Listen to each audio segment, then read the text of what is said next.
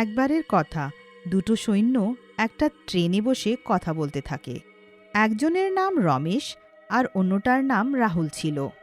রমেশ রাহুলকে বলে, আরে স্যার, আপনি তো অনেক বছর ধরে মিলিটারিতে আছেন, আমাকে কোনো গল্প শোনান না, একটু টাইম পাস হয়ে যাবে।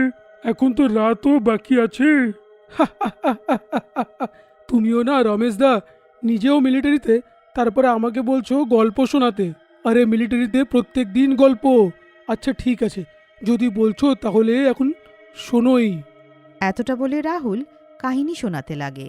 রামবীর নামের একটা সৈন্য ছিল।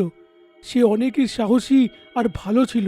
সে সব সময় শুধু দেশের ব্যাপারেই কথা বলতেন আর তার ব্যাপারেই চর্চা করতেন। এত সাহসী ছিলেন। বাহ রাহুল ভাই, তোমার কথাটা তো খুবই ইন্টারেস্টিং লাগছে। তারপর কি হলো, আরো কিছু বলো তার ব্যাপারে। রামবীরের গল্পটাই এমন যে একবার শুনবে সে আবার জিজ্ঞেস করেই যাবে। রামবীর নিজের দেশকে প্রচণ্ড ভালোবাসতো। একদিন একটা গ্রামে সে শুনতে পায় যে জঙ্গিরা ওই গ্রামটাতে লুকিয়ে আছে। যেটা শুনে রামবীর নিজের বন্ধু শয়তান সিংকে বলে, শয়তান সিং, আমি শুনেছি যে পাশের গ্রামে কিছু জঙ্গিরা লুকিয়ে পড়ে আছে। আমি চাই না কোনো নাগরিক আহত হোক। শিগগিরই ওদেরকে মারতে হবে। রামবীরের কথা শুনে শয়তান সিং হাসতে লাগে আর বলে, এ তুমি কি বলছো রামবীর? আমাদের এখানে থাকতে এই জায়গায় জঙ্গি ঢুকবে কি করে? কেউ হয়তো তোমাকে ভুল ইনফরমেশন দিয়েছে। দেখো, খবরটা মিথ্যে হোক বা সত্যি, আমি ওইখানে গিয়ে একবার দেখেই আসবো। তুমি যদি আমার সাথে না যাও, আমি তাহলে একলাই যাব। শয়তান সিং কিছু বলতো তার আগে রামবীর নিজের গাড়ি চালায় আর গ্রামের দিকে বেরিয়ে যায়।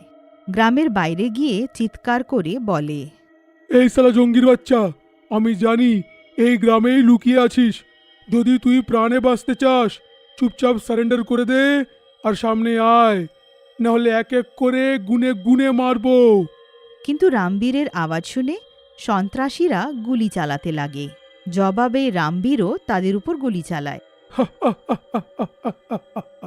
আগেই বলেছিলাম তোদেরকে, এইখান থেকে আর বেঁচে ফিরতে পারবি না। চুপচাপ বাইরে বেরো, তার আগে তোকে মারি আমি।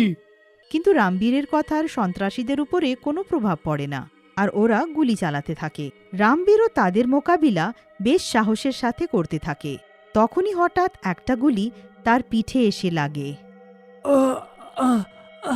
এই গুলি কে চালালো? সেটাও আমার পিঠে। কে সে? এই গুলি আমি চালিয়েছি রামবীর, সেটাও তোকে মারার জন্যে। শয়তান সিংকে দেখে রামবীর হয়রান হয়ে যায় আর বলে, শয়তান সিং তুই, কিন্তু আমায় গুলি কেন মারলি? তুই তো আমার ভাই, আর দেশের সাথে এরম গদ্দারি করলি কেন? তুই কত ভালো রে রামবীর। আমি কোনো দেশের ভক্ত নই রে, আমি অন্য দেশের একটা এজেন্ট যে এখানে কাজ করছি। হ্যাঁ, আর এখন তোর মরার সময় এসে গেছে। এতটা বলে শয়তান সিং রামবীরের মাথায় গুলি করে দেয়। রামবীর মারা যায়। এই কথাটা শুনে রমেশ বলে, তারপর কি? তারপর কি হলো তাড়াতাড়ি বলো। ওই শয়তান সিং আবার ধরা পড়লো, আমি তোকে মেরেই ফেলবো। আরে রমেশ ভাই, এখনো তো গল্প কিছুই হয়নি। আসল গল্প তো এখন আরম্ভ হবে। আসলে রামবীরকে মারার পর শয়তান সিং ওইখান থেকে চলে যায় আর খুব জোর বৃষ্টিও পড়ে। তখনই একটা চমৎকার হয়ে যায়। রামবীরের আত্মা রামবীরের শরীরের ভেতর থেকে বেরোয়। আরে আমি তো বেঁচে ফিরেছি। এখন আমি দেশের শত্রুদেরকে একেবারেই ছাড়বো না। কিন্তু তখনই ও নিজের শরীরের দিকে তাকায় আর দুঃখিত হয়ে যায়। আয় কি, আমি তো মরে গেছি, কিন্তু যাই হোক, আমি যা করেই হোক নিজের প্রতিশোধ নেব। ওই শয়তান সিংকে আমি আর গদ্দারি করতে দেব না। এতটা বলে রামবীরের আত্মা শয়তান সিংকে মারার জন্য বেরিয়ে যায়। শয়তান সিং নিজের সন্ত্রাসী বন্ধুদের সাথে থাকে। খুব দেশের ভক্তি দেখাতে এসেছিল, মেরে ফেললাম। এরকম যতগুলো আসবে সবাইকে আমরা মারবো, তারপরে দেশ আমাদের। ঠিকই বলেছ শয়তান সিং, আমাদেরকে কেউ হারাতে পারবে না। প্রথমে আমরা রামবীরের মতন এত বড় মিলিটারিকে মারলাম, আর তারপর এই দেশে আমরা দখল করব। ওদের কথা শুনে রামবীরের আত্মা রেগে যায়, আর সে ওই তিনজনকে বলে, তোরা এই দেশের কিচ্ছু ক্ষতি করতে পারবি না। কতজনকে মারবি?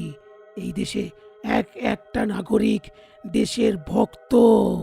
এতটা বলে রামবীরের আত্মা ওই দুটো সন্ত্রাসীদেরকে গলা ধরে তুলে নেয় আর মেরে ফেলে। নিজের মৃত্যুকে সামনে দেখে শয়তান সিং বলে, এ রামবীর, আমাকে ছেড়ে দে। আমি আমি ভয় পেয়ে গেছিলাম। হ্যাঁ, আর টাকার লোভের কারণে এরকম করলাম, আর কোনোদিনও করবো না, কোনোদিনও নয়। সেটা আমিও জানি যে তুই আর কোনোদিন এরকম করবি না, কারণ আজকের পর তুই এরকম কিছু করার যোগ্যই থাকবি না। এতটা বলে রামবীরের আত্মা শয়তান সিংকে মেরে দেয় আর ওখান থেকে চলে যায়। রামবীরের কাহিনী শোনার পরে রমেশ রাহুলকে বলে, তারপর তারপর আবার কি হয়ে গেল? ওকে মারার পর রামবীর চলে গেল, আত্মার শান্তি পেয়ে গেল? হ্যাঁ, আমি জানতাম তুমি রামবীরের ব্যাপারে আরও জানতে চাইবে। আসলে তার গল্পটাই এরকম। রাহুল কাহিনীটা বলতো তার আগেই তিনটে গুন্ডা বন্দুক নিয়ে ট্রেনে ঢুকে যায় আর ওদেরকে বলে, আরে সৈন্য, চুপচাপ এইখানে বসে থেকো।